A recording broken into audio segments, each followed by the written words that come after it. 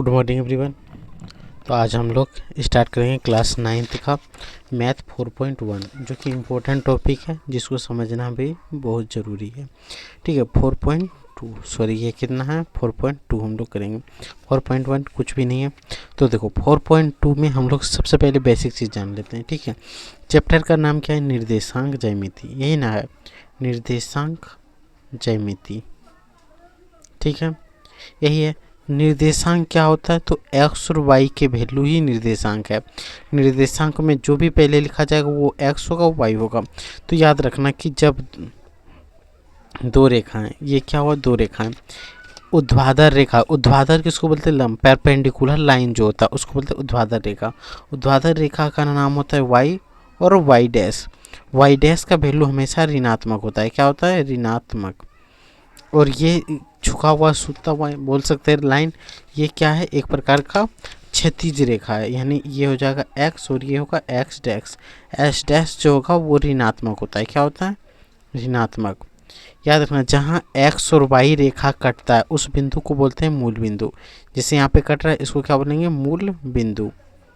ठीक है, एक्स और वाई अक्ष जहाँ पे कटता है उसी को क्या बोलते हैं? मूल बिंदु। अब देखो इसे, अब यहाँ से शुरू होता है, इसको बोलते हैं चतुर्थांश। ठीक है, ये चार भाग है तो चारों भाग को क्या बोलते हैं? चतुर्थांश। चार भाग दिख रहा है, चारों भाग क्या है? चतुर्थांश है। तो ये यहाँ से स्टार्ट होता है क्लॉकवाइज। ऐसे घड़ी कैसे घूमता है? घड़ी तो आपने देखा होगा कि घड़ी कैसे चलता है, ऐसे ऐसे चलता है, घड़ी ऐसे चलता है। तो यहाँ पे एंटी क्लॉकवाइज घुमा देना है ऐसे। तो यहाँ से ये हो गया, इसको बोलते हैं प्रथम चतुर्थांश। प्रथम चतुर्थांश। ठीक है, और यहाँ से एक चीज़ याद रखना, ये होगा धनात्मक और ये होगा ऋणात्मक। सॉरी, ये भी हो गया धनात्मक। ठीक है, यहाँ पे याद रखना y जो होगा वो धनात्मक, y डैश ऋणात्मक, x धनात्मक, x डैश ऋणात्मक।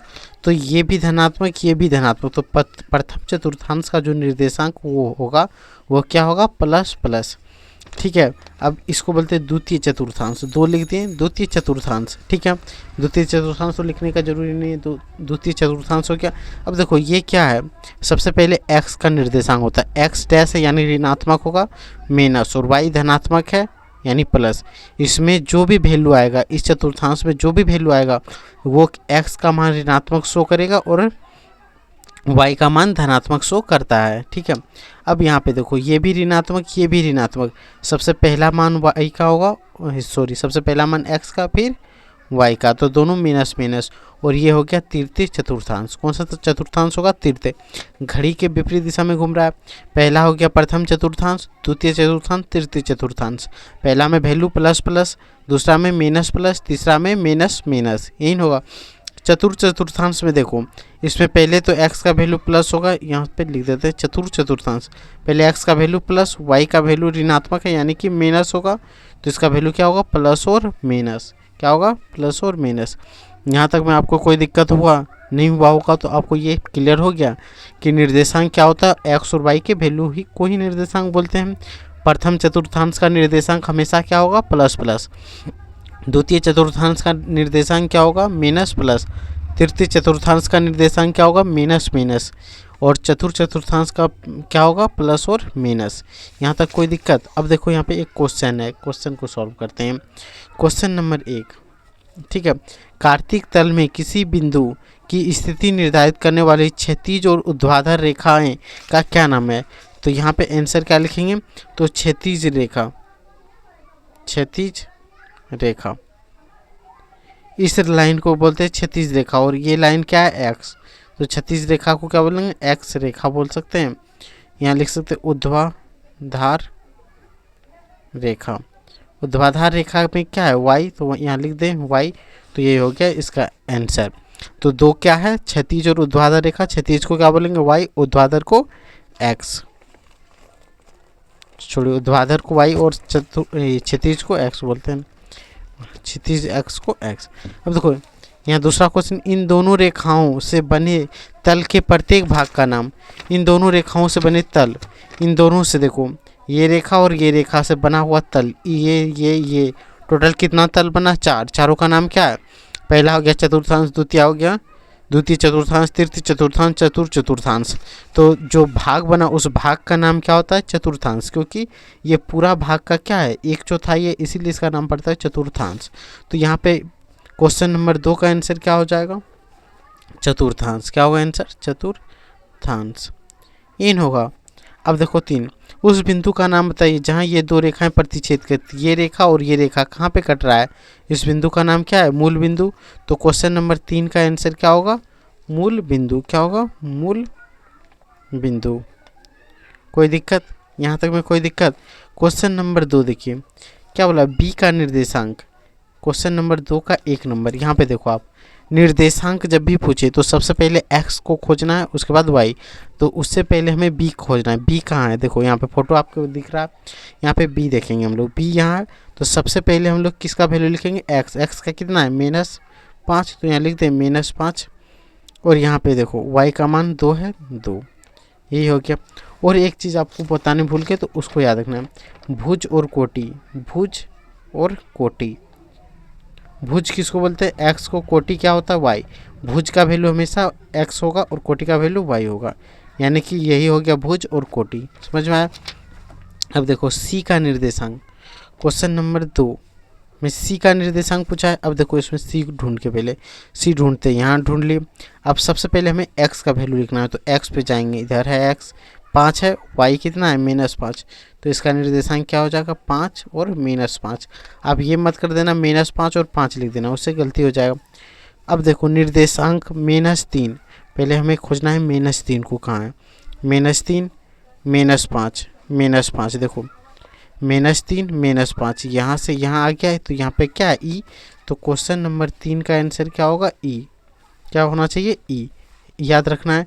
क्वेश्चन नंबर 4 देखो 2 और -4। 2 क्या है? एक्स का वैल्यू 2। चलो एक्स यहाँ देखो प्लस में है, यानी कि धनात्मक है, तो यहाँ पे एक्स है। 2 देखो यहाँ पे है, और 4 माइनस यानी इधर होगा, तो देखो -4। इसका आंसर क्या है? जी। तो क्वेश्चन नंबर 4 का आंसर क्या होगा? जी। यहाँ पे सबका आंसर बता रहे हैं, ठीक है, वो आप नोट कर लेना। देखो क्वेश्चन नंबर 5, डी का भुज। भुज मतलब क्या होता है? एक्स। तो डी का एक्स का वैल्यू निकालेंगे, डी खोजो। यहाँ पे डी है, डी का एक्स का वैल्यू कितना है? 6। तो इसका आंसर क्या हो जाएगा? 6। 7 लिख दिए, तो आंसर क्या होगा? 6। आपको पता चला। भुज बोला, भुज बराबर एक्स होता है, एक्स का वैल्यू क्या है? 6। तो आंसर हो जाएगा 6। क्वेश्चन नंबर 6 पे देखो एच की कोटि। एच पहले ढूंढना है, यहाँ पे आकृति में देखो एच यहाँ पे दिख रहा है। एच की कोटि, कोटि मतलब वाई। वाई का वैल्यू क्या है? 3। -3 है, तो यहाँ पे क्या लिखेंगे? -3। अब आ जाए क्वेश्चन नंबर 7 पे। क्वेश्चन नंबर 7, एल का निर्देशांक। एल खोजो पहले, एल कहाँ पे है? एल ढूंढ के देखते हैं। एल कहाँ क्या? यहाँ पे है, देखो एल। एल को अगर किसी, यहाँ पे एक पॉइंट आपको यहाँ से याद रखना है, अगर किसी रेखा को काटता है, अगर एक्स को काटता है, तो एक्स का वैल्यू होगा वाई का 0 होगा।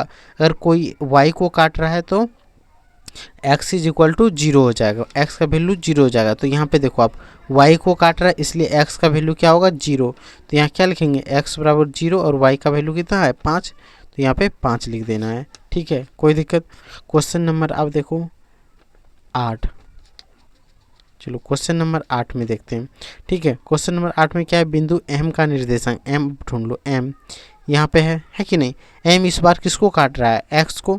तो x की वैल्यू यहाँ पे कितना हो जाएगा? -3 है और यहाँ 4 है कि नहीं? तो x का वैल्यू यहाँ पे क्या होगा? ये 3 है कि नहीं?